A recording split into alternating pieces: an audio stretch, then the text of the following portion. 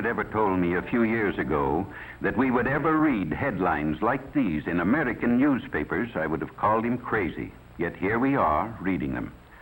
In the middle of the 20th century, in the United States of America, hundreds and hundreds of teenage boys and girls are becoming hopeless dope addicts every year. It's fantastic, it's unbelievable, and it's terrible, but it's true. The government maintains 2 hospitals just to treat drug addicts at Lexington, Kentucky, and Fort Worth, Texas. It used to be a rare thing for a juvenile to be admitted, but look at these recent figures.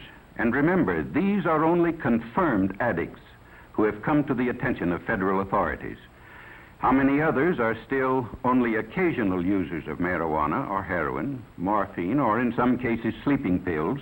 It's pretty hard to estimate. But there's one sure thing. Nobody is going to stay an occasional user very long. This is one game nobody beats. If you use narcotics, before long you'll have the habit, about the hardest in the world to break. And the dope addicts say, you're hooked. Well, how does one become hooked?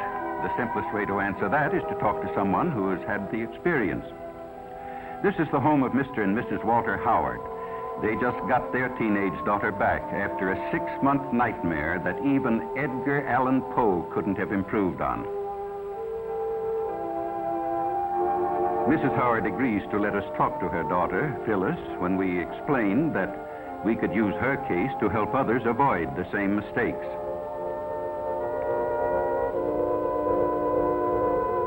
This is Phyllis as she looked 6 months ago, a senior in high school, pretty as a picture. Just recently, she was released from the narcotic ward of the county jail in the custody of her parents. It's hard to believe that this girl is the same as the one in the picture, but it doesn't take long for the drug habit to make anyone over.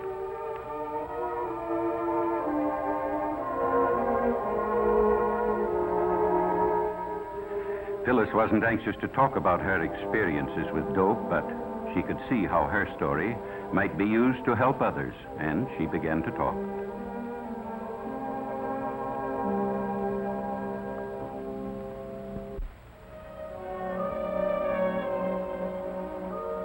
I guess I knew about reefers, that's marijuana, ever since junior high. Some of the boys smoked them, the ones who couldn't get along, who were afraid of everything. You know, the ones with no backbone.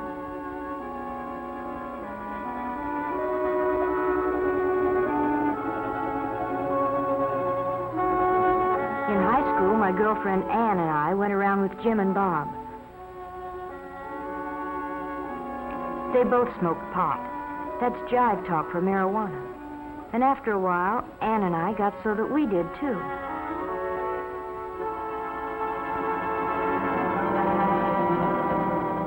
It's funny what it does to you. Everything speeds up to 100 miles an hour. You think you're real sharp and you laugh a lot. You feel like you're the biggest person in the world.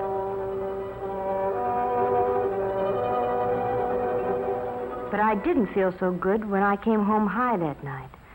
My dad knew something was wrong, but he didn't know what. Mother was sure her daughter would never do anything bad. I'd been smoking pot for quite a while before I met Chuck. I guess he was what the newspapers call a peddler. He supplied the kids at school with whatever they wanted. Most of them used reefers like us, but some liked stronger things. There was something intriguing and different about Chuck. I guess I appealed to him in some way, too. Anyway, I found out later what it was about him. He had the heroin habit. He was hooked. Chuck and I started running around together, and one night he asked me up to his place. I knew by now he started peddling after he got the habit, so he could get H for himself.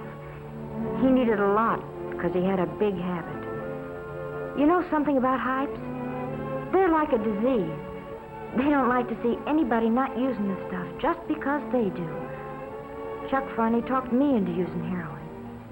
He said it would make him feel better. So I tried it. But I was going to be smart. Just take it or leave it. Nothing was going to happen to me. But before I knew it, I was hooked. Bad. I had a heroin habit as big as Chuck. I hadn't been home in weeks. Oh, Chuck and I were married, but it didn't matter very much. Nothing does. Not when you're on H. All you think about day and night is dope.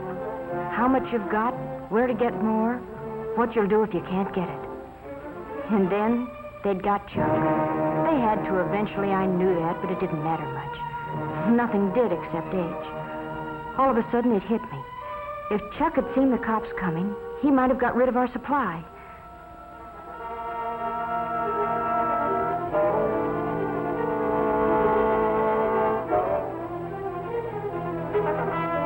That's what happened. Chuck got rid of everything. Probably in the garbage disposal. Oh, that's a favorite trick of Hype's when they're going to be arrested. But it left me in an awful spot. I needed a fix bad. So bad I didn't care whether I lived or died. And I didn't know whether I'd ever get another cap.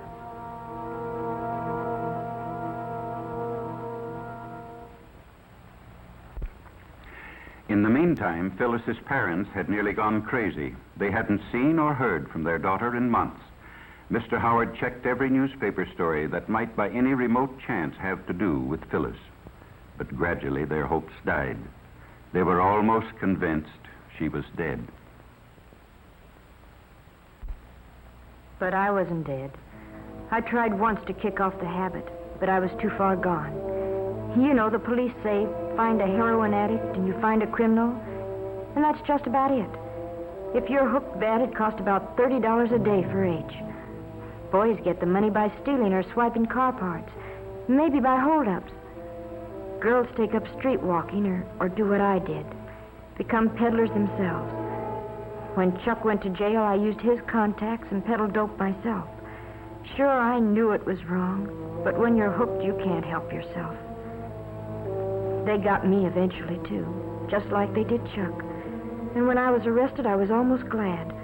I told them I wanted help. I wanted to try and kick it off. Oh, it was horrible. 5 days, and I didn't care whether I lived or died. It feels like your skin is being torn right off you, and then you ache all over and get sick and you can't breathe. Your nose runs and you have a high fever, and then you pass out, but when you wake up, it starts all over again. 5 days. But I was lucky. I kicked it off, and I've never used dope since.